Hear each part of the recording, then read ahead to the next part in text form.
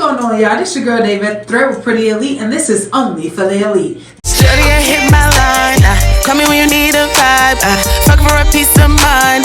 None of these. Tonight we got a special guest named Benzino. Y'all might know him from Love and Hip Hop or The Source or even Coi Leray dad. Tonight we call him Fred. Let's get into it. South toward Macon. Where you going? I got a table reading. Okay, so what you reading for? It's a movie called I Want Her. Oh, so you getting back into film? This is my starring role. It's my biggest role yet. I got a movie coming out where I'm co-starring, which is actually my biggest role. So that's coming out in September on Tubi. I got about 8-9 movies on Tubi. Shut up. So you working. Stay busy. I like acting anyways. Because this movie here is like, man, I read the script. This is some real steamy shit right here. Okay, so do you got like a love interest in the movie? It's like 3 of them. Wait, hold on. This is real life Benzino then. Like 3 of them. I'm like, God damn.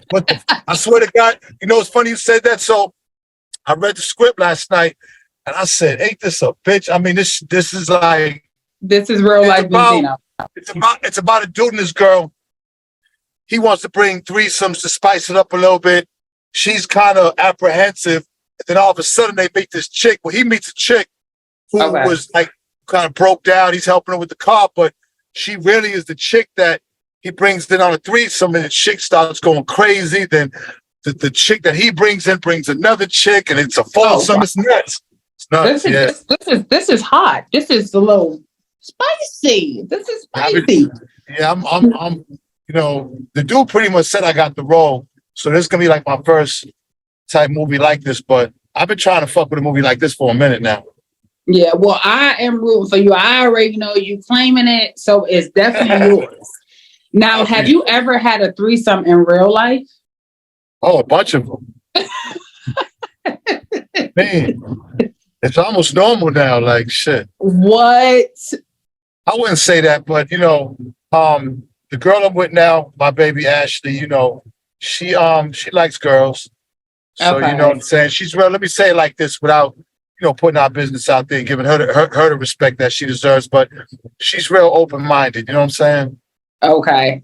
So she's like a people pleaser in a sense. Like she's like free spirit type of. Yeah. Free spirit. She was in relationships with women before, and you know, she understands, you know, like I said, like this movie. See, one thing about threesomes, if they're physical, they work. If they're emotional, then that's when the problems come in. And in this movie, that's true. Chick gets really emotional.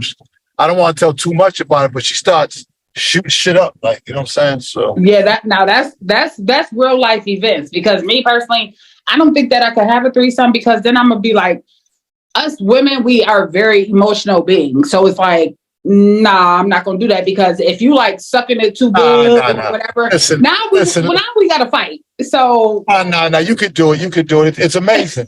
Like, I mean, I've had some amazing threesomes. I've had some challenging ones, but you know, it's amazing. Like, you know, women on women, watching that is amazing. Two beautiful women, you know, making love to each other is pretty dope. You know, I mean, it's not all perverted, you know what I'm saying? Although, you know, it's you know, I'm a sexual being. I'm a Cancer, so I'm a real sexual being, and I love that. I look at sex as like how the Indians look at it, like, you know, Kama Sutra, and right. You know what I'm saying? Yeah, because you got a birthday coming up. It's what, on the 6th, July 18th. 18th. Okay, I knew it was coming up because my birthday the 27th. I'm a Leo, so you know, we right there. My best friend, he's a Cancer. His birthday's on the 8th, so it's like y'all are definitely a trip now. We are. Because I just seen you. You know what I mean? So can you tell the people, how did the whole showcase come about? Like, what was the meaning behind it? First of all, shout out to you and Caleb Bishop. Shout out to Caleb Bishop. Showcase was a real success. All the artists that got there, I mean, I've just heard nothing but good things. You know what I'm saying? Honestly, for real. Shout out to K Fox saving the day with that sound system. Yes. Shout out to K Fox. I mean, the Most High was with us. because there was a few stumbling blocks. But me and Kay met because she was booking me for an event in Buffalo, and it's the way things happen is she had, the event was dope. She had these baddies, the Buffalo baddies, and something happened where somebody called in on her and they kind of fucked shit up. Whereas that they had canceled the show, so I didn't come up there, which to me made all this possible. You know what I'm saying? Right. I got my restaurant open and we wasn't able to do it there because it's not ready yet, which we ready about a month. But my partner has 2 lounges and we did it at her lounge and last minute, and it was really kind of dope. So Right. yeah. So something that kind of turned out a little iffy, a little crazy, ended up really well. Yes, and I feel like that was definitely something, like you said, it was nothing but love, just unity. It was no fights, no beefs, no nothing. So how did you meet Kayla, or what's your relationship to Kayla? How did you guys? Like I said, I met her through Jesse.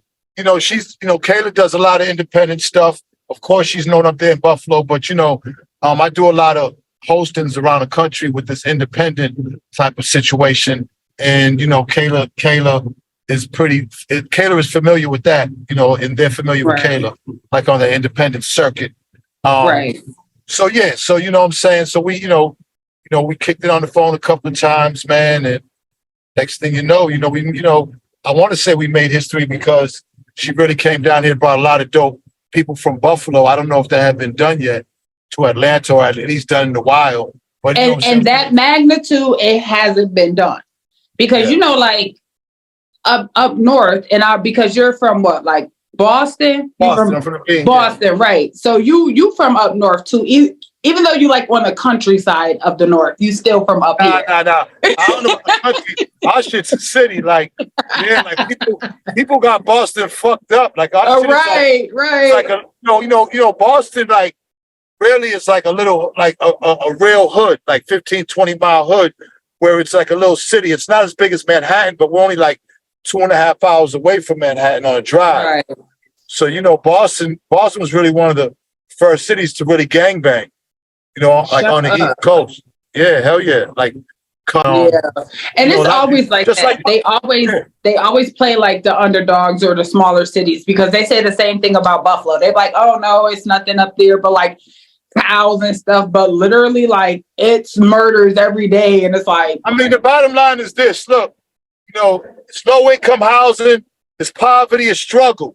And I don't give a fuck where you at. In the South, there ain't no cities. Right. I mean, Atlanta's like the biggest city, but I mean, shit, it's trees. And niggas is getting murdered the fuck up around the trees. Whether you around a building, the trees, or whatever, it goes down where you at, and not that's nothing to brag about. Can't never really judge a book by its cover. Right. Now, with going back to indie artists and everything, what made you want to start working with indie artists? I mean, I've been in this game a long time. Source Magazine, I have my own groups, Made Men, RSO. I got a daughter who's a superstar right now. Shout out to Coi Leray. My son Ray, he's under Chavo. He's had a deal in the Interscope when he was 9 with Big Pun's son. I had Source Magazine, Hip Hop Weekly. I've been doing this shit all my life. Right. I was at my grandfather's house when I was 11 years old, like in 77, scratching on 2 turntables in the South Bronx. So, I've been around hip hop all my life. Right. All my life, yeah. So, independent artists, I mean, they're all over the place at this point. So when I get So do you feel like it's given back because of like the opportunities you was given, or is it like giving people a chance? Like what's the meaning with working? It's all how you look at it. I get booked. This is how I get my little twos and fews around the country. You know what I'm saying? But you gotta want to do it. Not everybody's gonna sit there and watch 20 artists, 2-3 songs, and you know what I'm saying? You gotta have a passion for that, and I do have a passion. You know what I'm saying? So, you know what I mean? Like, like these kids are out here killing each other. So if me watching them gives them a little bit of hope out here, then shit. So I mean, I'm all for it. And that's the one thing too, B, is like, I've watched you so far in your career. You know what I mean? I remember my mom sending my dad the Source magazines when he was in prison. And the Source and Hip Hop Weekly, outside of straight stunting with DJ K. Slay, Those were the Right. only magazines that was able to get into a prison. We're not talking Right. about jails. We're Right. talking about Yeah. straight prison. Right, you're right. So, Right. you know, these are things that I can only give you your flowers because it made an impact in my life and in my household, appreciate that. even with my father. I So, appreciate you know, I appreciate it. you know, and I feel like from my end, because like I said, I watch your journey, I watch your path, I follow what you're doing just to make sure that you're okay, because they always see the hype Benzino or the cuss out Benzino. They don't really see the genuine person that you are, and you're a very humble guy. So I mean, I'm from the same place everybody else from, the mud, the dirt. You know what I mean? The struggle, sold drugs, banged. I'm lucky to still be here. Same story as everybody else. I ain't nothing special. You know, I just took advantage of the opportunities that were in front of me, and I was always able to do that. You know what I'm saying? Right. So, you know, I've done a lot of things. I've been blessed to do a lot of things. I've accomplished a lot, you know, so still got some life in me, you know what I'm saying? I know there was an incident that was at your mom's funeral. Right. Can you tell us a little bit about that? Like, how did that impact you? I mean, you know, my mother's funeral, I got shot. Everybody knows what happened. Everybody knows who shot me. We don't have to get into it because it's all on Google. It's all on the news. It was actually while I was shooting Love and Hip Hop. So, you know, right. I mean, it was an unfortunate situation. You know, I managed to survive it, you know, first and foremost. And, you know, we don't do no telling. We don't snitch. We don't do none of that. It was an in-house kind of family situation that I probably didn't really expect to happen. But, you know, shit happens. Right. And, yeah, you know what I'm saying? You live and you move on. You know, that ain't the first time I've been shot. You know what I'm saying? You know. And, so how many times have you been shot? 3 separate times. Now, did you know each person that ever shot you, or was this just the only incident? Of course. Now, speaking of like you being iconic and just a mogul in the hip hop community, I peeped you on a documentary with the BMF brothers. I see you in the back on the jet, you know. I said, wait a minute, is that Benzino? So tell me your relationship with the Flannery brothers. How did that come about? I mean, me and Meech are cool. So when I was in Miami with the Source Awards and the Source, I actually they actually won the award for Best Independent Label. And, you know, we got a chance to, you know, spend some time with each other and shit, you know, and but you know, I'm just happy that Meech, his son's a good kid. And I'm just happy that they're able to you know, to make some things. You know, it's hard out here for anybody. And you know, for Meech to get all that time, you know, it's just a blessing that his legacy can be celebrated with his seed. Like, there's nothing better than that. You know, like when LeBron saying he want to play with his son, well, imagine Meech seeing his son on TV, you know, while he's locked down. You know, I mean, shit, you know. So, you know, that's a blessing. Yeah, that's shout out to them. And that's like you said, you gotta kind of move forward from what the perception is, because even with you, like, you have this perception of being this rowdy guy and being able to just speak your mind. How do you feel like that has helped your career or hindered your career? Oh, you know what? It's you know, I didn't grow up with the internet, so trying to adjust to you know, be the internet and life and personal and all that shit. I mean, you know, I'm still adjusting. Right. You know, I find out that the less I'm on the internet, the better it is for me. Only because you think so? Why is that? Because the way I was brought up. You know what I'm saying? How I came up. I came up out here, and everything that you had dealt with was out here. You know, I didn't come up where people can judge and criticize and disrespect you, you know, on a fucking hourly basis and shit. Like, right. And you'll never run into these motherfuckers your whole life. Now, because like you said, you didn't grow up with like the internet and everything like that, but you are in the limelight. Like, let's be for real. Like I said, you have Hip Hop Weekly, you had The Source, you know, you was on Love and Hip Hop. And now you even on your way to do a movie role. So how can you balance the two? Because it's like, we live in a day and age where if you're not active, if you're not visible, you're going to be forgotten. So, well, I mean, look, listen, I came from where most of my niggas are dead, drugged up, or in jail. So, shit, this is a bonus. This shit right here is a blessing and a bonus. Like, this ain't nothing right here. You know what I'm saying? Right. This is fun. Turn left. This is stuff that I enjoy. You know what I'm saying? But when you come up and you came up the way I came up with and how I came up, I've been around death, guns, and drugs, all my beginning of my whole life. And you know what I'm saying? If you could deal with that, then shit, this is dope. Right. You got a smile on your face today. And that's what I feel like I want the viewers to see. I want the people to see, because like I said, you're feisty. You're very feisty. But to meet you in person, it was like, he's really nice. Like, I always tell people that all the time. Like, even when I came back to New York, people was like, you got to meet Benzino? Oh my God. I'm like, he's a really cool guy. Like, I'm ready to come back to Atlanta and do it all over again. So that's why I'm like, definitely. Like you said, I commend Kayla and, y'all bond and y'all relationship, because she speaks nothing but highly of you. So Kay's dope. She's talented too. I got to see her perform. She was dope. Yeah. And it's like, now she's like doing like the back end of things. And even with 15 minutes, she was definitely like an investor and, like somebody really dear to me to make it come to life. So shout out to Kayla for doing that. Now, when it comes down to the women that you have dated, right?